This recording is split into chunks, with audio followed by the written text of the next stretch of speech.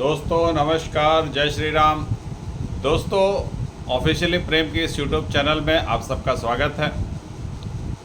दोस्तों, आज हमारी चर्चा का विषय है मालदीव्स। आज हम मालदीव्स पे बात करेंगे। दोस्तों, मालदीव्स हमारा एक पड़ोसी देश है। सार्क कंट्री का जो एसोसिएशन बना था उसमें भी मालदीव्स था। और मालदीव्स चूँकि एक इकलौता द्वीप है हिंद महासागर में, और उसकी महत्ता भारत के लिए, भारत की सुरक्षा के हिसाब के कारण उसकी महत्ता भारत के लिए काफ़ी बढ़ जाती है। पिछले दिनों वहाँ एक पॉलिटिकल पार्टी मोहम्मद मोइजू के नेतृत्व में भारत के अगेंस्ट में घृणा फैला के सत्ता में आई थी। और आने के बाद उनका जो इलेक्शन हुआ था उसमें मोहम्मद मोइजू की पार्टी का नारा था इंडिया आउट। तो इंडिया आउट के स्लोगन पे वो पार्टी सत्ता में आई। और पहले तो काफ़ी मोहम्मद मोइजू ने तेवर दिखाए, उनके मंत्रियों ने तेवर दिखाए।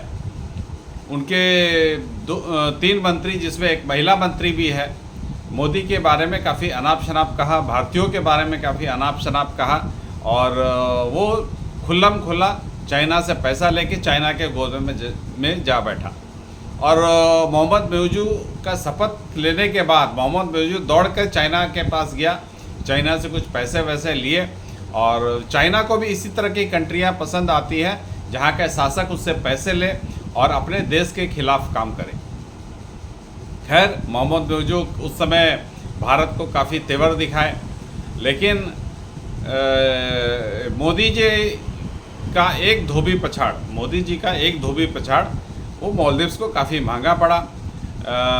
मोदी जी चले गए लक्षद्वीप और वहाँ पे फ़ोटोशूट करवाया अपना। और लक्षद्वीप को पर्यटन के लिहाज से मोदी जी ने उसे काफ़ी बढ़ावा दिया और इंडियन से अपील किया मोदी जी ने कि आप लक्षद्वीप भी घूमने आ सकते हैं, ये भी काफ़ी सुंदर जगह है। तो मोदी जी की इस अपील के कारण खाली लक्षद्वीप की अर्थव्यवस्था, जो कि टूरिज़्म पे बेस्ड है, उनकी अर्थव्यवस्था जो चलती है वो टूरिज़्म पे चलती है। सिर्फ लक्षद्वीप के कारण मालदीव्स की टूरिज़्म, जो भारत से टूरिज़्म का इनफ्लो लक्षद्वीप पे मालदीव्स में जाता था, वो आधा हो गया, आधा से भी कम हो गया। काफ़ी फ़्लाइट कैंसिल करना पड़ा, काफ़ी होटलों की बुकिंग कैंसिल हुई। और कुछ दिनों के बाद जब मालदीव्स हर चीज़ के लिहाज से, इवन कि पीने का पानी भी उनको चाहिए, तो भारत अगर वाटर ट्रीटमेंट प्लांट लगाया है तो वो प्लांट ठीक चल रहा है तो आदमी सपोर्ट करने के लिए इंडिया से जाएगा, तो प्लांट ठीक चलेगा तो पानी निकलेगा और उनको लोगों को मिलेगा। तो मालदीव्स के मोहम्मद मोइजू ने इस तरह कर दिया कि भारत से जो सप्लाई जाना काफ़ी बंद हो गया। अब उनको चाइना से मिलने लगा सारा सप्लाई, लेकिन चाइना काफ़ी दूर बैठा हुआ है और वहाँ से सप्लाई आने में काफ़ी टाइम लगता है, काफ़ी कॉस्टली भी पड़ता है उनको, और वहाँ महंगाई भी बढ़ने लगी आस्ते आस्ते। तो लेकिन कालांतर में कुछ दिनों के बाद मोहम्मद मोइजू को भी समझ में आ गया भारत से पंगा लेके हमने ठीक नहीं किया है। अब वो भारत से मोदी जी से एक मीटिंग की मांग कर रहा है और वो घुटनों के बल भारत आने के लिए तैयार है। इसकी कुछ झलक हमें कुछ करीब महीना भर पहले हमारे जो विदेश मंत्री है श्री जयशंकर, वो गए थे मालदीव्स। उसी समय पता लग गया था कि मालदीव्स घुटनों पे आ चुका है। और जयशंकर जी ने अपने उस विजिट में जाके मालदीव्स को काफ़ी समझाया बुझाया होगा और उनको कुछ रियायतें दी गई, कुछ पैसे भी दिए गए। और जाहिर है, अगर भारत किसी को पैसे दे रहा है, कुछ दे रहा है, तो अपनी सुरक्षा का तो ख्याल भारत रखेगा ही। तो जयशंकर जी वहाँ गए, वहाँ काफ़ी उनको कई वाटर ट्रीटमेंट प्लांट एक दिया, इसके अलावा कुछ पैसे का भी वो कमिटमेंट करके आए कि हम पैसे भी आपको देंगे। इस तरह सारा कुछ देकर आए। उसी समय मालूम चल गया कि मालदीव्स का बैंड बज गया है और मालदीव्स भारत के खेमे में आने के लिए अब तैयार बैठा हुआ है।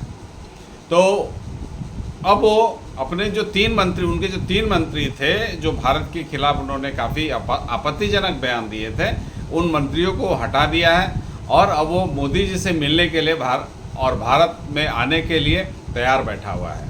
जैसे मोदी जी हरी झंडी देंगे वो कूद कर भारत आएगा और भारत से जो भी समझौता वगैरह करना है, भारत से जो भी माफ़ी वगैरह मांगना है, वो मांग के अपने देश की व्यवस्था को सही करेगा।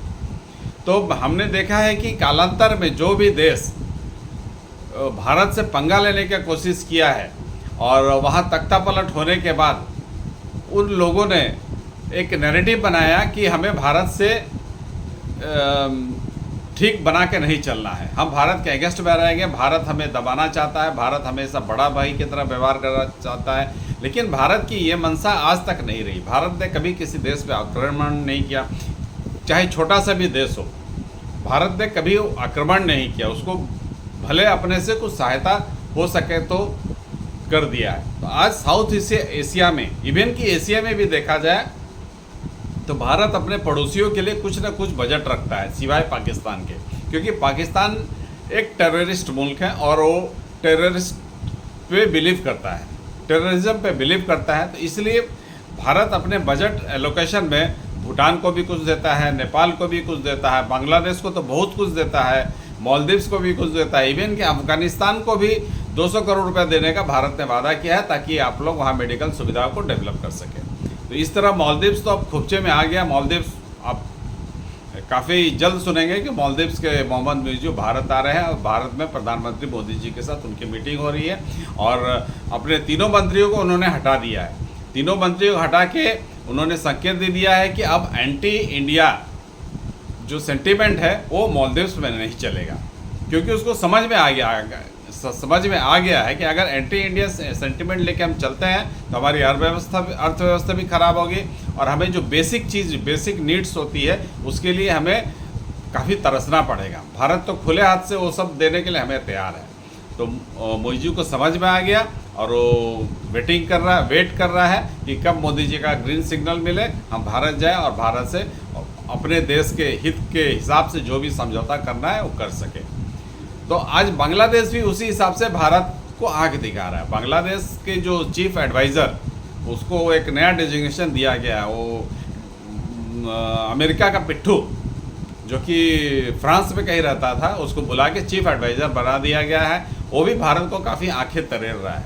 लेकिन मुझे लगता है कि 2 से 3 महीने के अंदर वो भी भारत के खोपचे में आएगा और भारत से आकर वो अपना बोलेगा कि भैया जो हुआ सो हुआ, भूलो, अब हमें सहायता करो।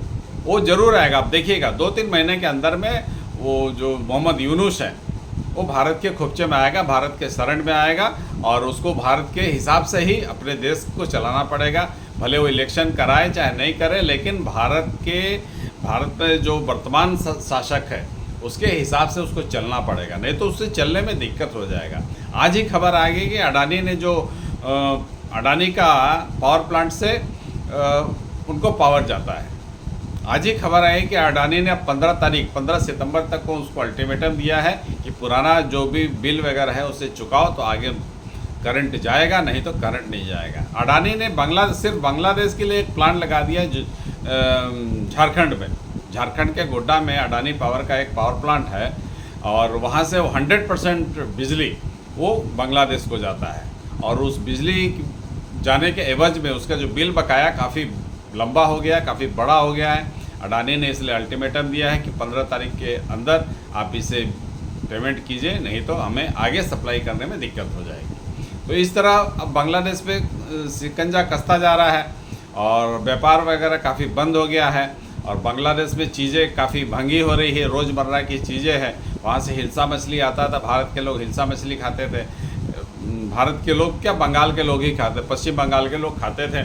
अब वो हिल्सा मछली आना बंद हो गया है तो उनको उस पर भी असर पड़ रहा है, उनका माल बिक नहीं रहा है। वहाँ पे गारमेंट्स फैक्ट्री काफ़ी थी जो कि इंडिया की फैक्ट्री थी, लेकिन उन्होंने प्लांट वहाँ लगाया था क्योंकि वहाँ लेबर कॉस्ट काफ़ी सस्ता पड़ता था और वो फैक्ट्रियाँ काफ़ी बंद हो गई। रेमंड की 2 प्लांट वहाँ पे थी बांग्लादेश में, वो बंद हो चुकी है। अब रेमंड उसी तरह का 2 प्लांट भारत में लगाने का सोच रहा है क्योंकि आगे उसको यूरोप में सप्लाई करना है। तो इसी तरह काफ़ी कुछ एक्टिविटी, इंडस्ट्री, वहाँ जो मिनरल इंडस्ट्री है उस पर भी असर पड़ेगा क्योंकि यहाँ से लोहा जाएगा नहीं। तो इस तरह की काफ़ी उनकी अर्थव्यवस्था दौड़ रही थी। बांग्लादेश की अर्थव्यवस्था भारत के कारण ही दौड़ रही थी क्योंकि भारत से काफ़ी सारी इंडस्ट्री या वहाँ चली गई थी, क्योंकि वहाँ लेबर कॉस्ट सस्ता पड़ता था और इस कारण कॉस्टिंग कम पड़ेगा तो आप माल अच्छे मार्जिन में बाहर के मुल्कों में बेच सकते हैं। तो वो फैक्ट्री अब बंद होकर वापस हिंदुस्तान में आ रही है। एक तो उसका असर है, वहाँ अनएम्प्लॉयमेंट बढ़ेगा। सामान यहाँ से जो सब्जियाँ वगैरह जाती थी, पेट्रोल जाता था, डीजल जाता था, सब्जियाँ जाती थी, दवाइयाँ जाती थी, वहाँ के बांग्लादेश में तो इवन हॉस्पिटल भी सही नहीं है। आप साउथ के हॉस्पिटलों में जाके देखेंगे ज़्यादातर पेशेंट आपको बांग्लादेश के मिलेंगे, जो बांग्लादेश से आते हैं यहाँ सस्ता इलाज करके जाते हैं। अब उनको भी वीज़ा मिलने में काफ़ी तकलीफ़ हो रहा है, तो उनको भारत के बिना उनका भी गुजारा नहीं है। तो मुझे लगता है 2 से 3 महीने में मोहम्मद यूनुस भी घुटनों के बल भारत आएगा और भारत से जो भी समझौता वगैरह करना है करेगा।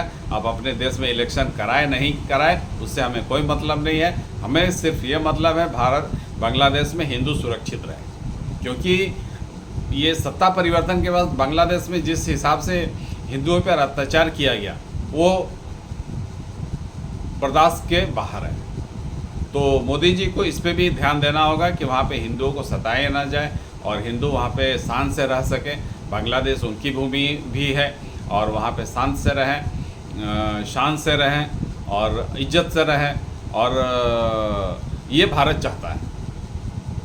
तो खैर देखते हैं बांग्लादेश का क्या हाल होता है। और मोदी जी ने जिस हिसाब से अफ़गानिस्तान में भी किया तालिबान के साथ, और तालिबान आज भारत का एक अच्छा दोस्त है, भले ही वो अपने महिलाओं को उसी अधिकार नहीं देता है, लेकिन भारत को उससे कोई मतलब नहीं होना चाहिए वो क्या करता है क्या नहीं। भारत को मिनिमम एक सहायता उनको देनी चाहिए और उन पर जोर तो डालना ही चाहिए कि महिलाओं को सुविधाएं दें, महिलाओं को उनके अधिकार दें। लेकिन वो जब अपने देश के ही महिलाओं को अधिकार नहीं दे सकता है तो कोई दूसरा देश उस पर अफ़गानिस्तान का कोई कुछ नहीं कर सकता, क्योंकि आज जो तालिबान वहाँ के शासक हैं, हम वहाँ कुछ नहीं कर सकते हैं, सिर्फ बोल सकते हैं। लेकिन आज तालिबान से भारत के रिश्ते अच्छे हैं और भारत अगर कुछ कहेगा तो तालिबान नहीं मना करेगा, तालिबान अगर कुछ भारत से मांगेगा उसके आज इवन के ऐसा है कि तालिबान शासित अफ़गानिस्तान की आर्थिक व्यवस्था पाकिस्तान से भी अच्छी है